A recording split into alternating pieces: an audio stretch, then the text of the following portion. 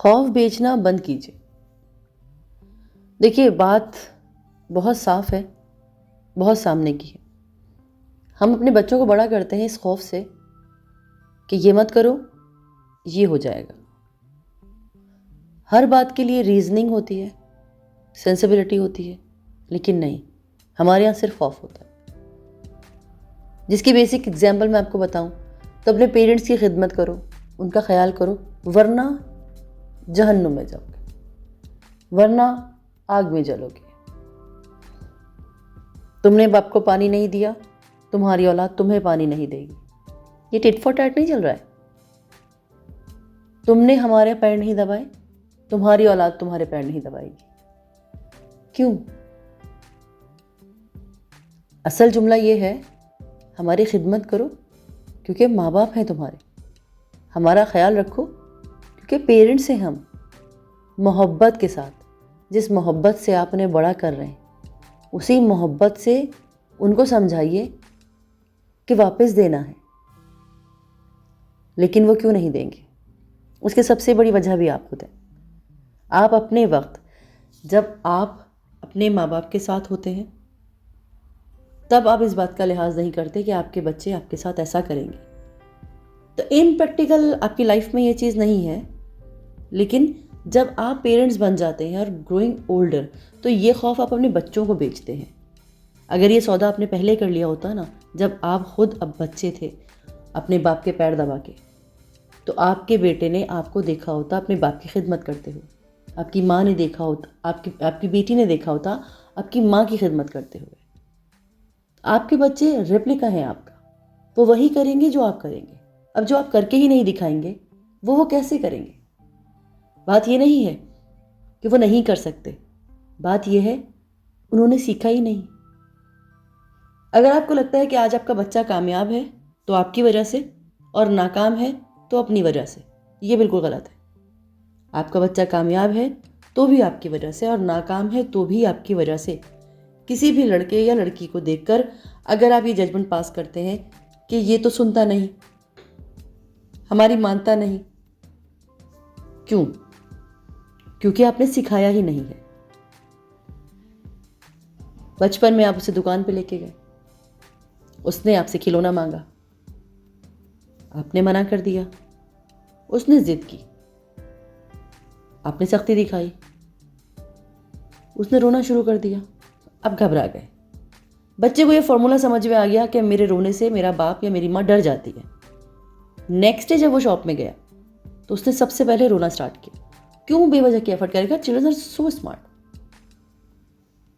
आपने उसको वो चीज़ दिलवा दी, आपने उससे गुस्सा किया, आपने उसे मारा, आपने उसे कोसा, आपने उसे कंसोल नहीं किया।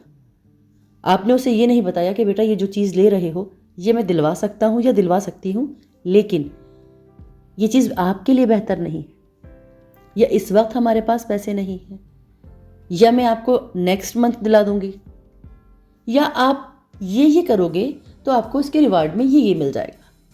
नहीं, आपको तो वक्त लगाना ही नहीं है, आपको कंसोल करना ही नहीं है। आपने बच्चे को सुबह उठ के स्कूल भेज देना है, वापस आके ट्यूशन्स भेज देना है, उसके बाद वेकेशंस में आपने समर कैंप भेज देना है। आप बहुत बिजी हैं अपने दोस्तों से बातें करने के लिए, आप बहुत बिजी हैं अपने रिलेटिव्स में जाने के लिए, आप बहुत बिजी हैं अपने आप पे रहम खाने के लिए, बेचारा या बेचारी बनने के लिए। आदमी है तो ऑफिस जाते हैं, हम काम करते हैं, घर की जिम्मेदारी है, सौदा है, समथिंग है। अरे तो क्या करना है? ये भी नहीं करना है तो करना क्या है? ऐसे ही औरतों को जॉब करें या ना करें, ये उनकी चॉइस है। और जिनकी चॉइस नहीं भी है उनमें भी शुक्र नहीं है। अगर आप एक एक्टिव मेंबर हैं, आप जॉब करते हैं, आप घर देखते हैं, आप बच्चे देखते हैं, तो ये जिम्मेदारी है आपकी चॉइस है। ये बच्चे आसमान से नहीं उतरे, ये आपकी मर्जी और खुशी से दुनिया में आए।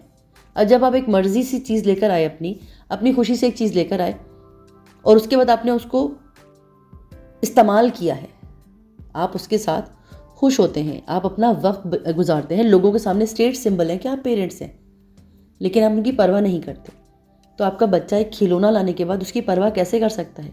क्यों आप उस पर गुस्सा या चीख सकते हैं कि ये तुमने तोड़ दिया या तुमने इसका ख्याल नहीं किया? आप कितना ख्याल कर रहे हैं? आप कितना एक उस जीते जागते वजूद को कंसोल कर रहे हैं जो आप खुद दुनिया में लेकर आए हैं? बात यह है, बच्चे आपका अक्स हैं। जो आप दिखाएंगे वो देखेंगे। मैं ये नहीं कहती कि आप मसरूफ़ नहीं, मैं ये नहीं कहती कि आप परेशान नहीं। हर शख्स अपनी दुनिया में अपनी जगह पर सबसे ज़्यादा परेशान है, क्योंकि विक्टिम कार्ड तो हमारा फेवरेट है। ये गेम तो हम बहुत आराम से प्ले करते हैं। बैठिए आंख बंद करके और सोचिए कि सुबह से लेकर रात तक आपने कितने काम किए हैं, और फिर रहम खाइए अपने आप पर कि कितने बेचारे हैं आप। तो दुनिया में करना क्या है? अगर खाना नहीं बनाना औरतों को, तो क्या करने आई हैं आप? आपके बच्चों को कौन खिलाएगा? आदमी को कमाने नहीं जाना तो कौन कमा के देगा? मतलब ऑल्टरनेटिव क्या है लाइफ में आप लोगों के पास? हर शख्स के पास उसकी रीजंस हैं। तो रीजंस के साथ बच्चों को बड़ा मत कीजिए, लॉजिक के साथ बड़ा कीजिए। अपनी ज़िंदगी में आप आसानियाँ ला सकते हैं अगर अपने बच्चों को उस वक्त तवज्जो दें जब वो सीखने के अमल में होते हैं। यकीन कीजिए आपको पूरी ज़िंदगी उन्हें पूछना नहीं पड़ेगा। आप अपने बच्चे को छोटी उम्र में अगर पढ़ना सिखा देंगे तो आपको पूरी ज़िंदगी किसी टीचर की ज़रूरत नहीं पड़ेगी।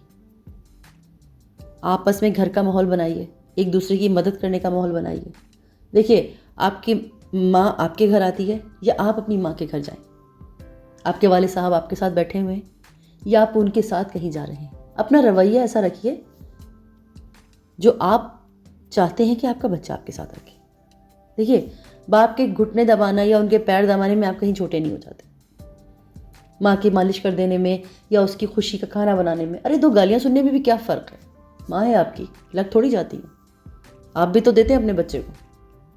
तो जब आप देते हैं तब तो वो जस्टिफाइड है, लेकिन जब आप खाते हैं तो वो आपको बुरा लग रहा होता है। तो खौफ बेचना बंद कर दीजिए कि ऐसा नहीं किया तो वैसा हो जाएगा और वैसा नहीं किया तो वैसा हो जाएगा। बिल्कुल भी नहीं, ये करना है, ये काम है और ऐसा ही होना है। ये दुनिया का सिस्टम है, लाखों साल से चलता चला आ रहा है, सब यही करते हैं। इसी सिस्टम के अंदर आप बेहतर कैसे हो सकते हैं?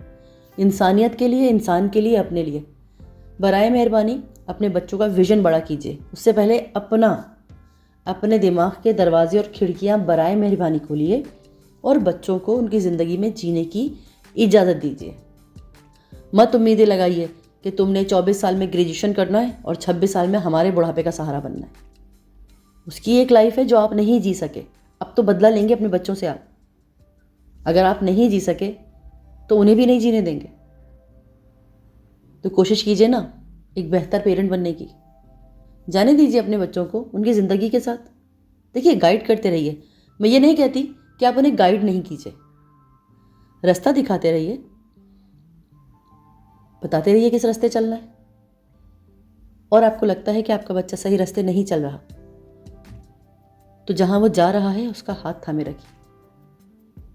गलत रास्ते पे जाने के लिए वो जितना जोर लगाए, आप उतनी मोहब्बत से उसका हाथ पकड़ के वापस लेकर आइए। देखिए, आजमाइशें भी तो दुनिया में ही है ना। लेकिन आप यकीन रखिए इस बात पर, एक दिन ऐसा आएगा कि आपका बच्चा आपका हाथ थामकर सही रास्ते पे चलेगा। हो सकता है थोड़ी देर हो जाए। देखिए, आप अगर एक बच्चे को 2 का पहाड़ा याद करने के लिए कहते हैं, एक बच्चा उस पहाड़ी को 10 मिनट में याद करता है, एक बच्चा उस पहाड़ी को 10 दिन में याद करता है, पर आखिर में पहाड़ा दोनों बच्चों को याद है। तो आप उस बच्चे को अहम या उस बच्चे को काबिल या उस बच्चे को बेहतरीन नहीं कह सकते जो 10 मिनट में याद करता है।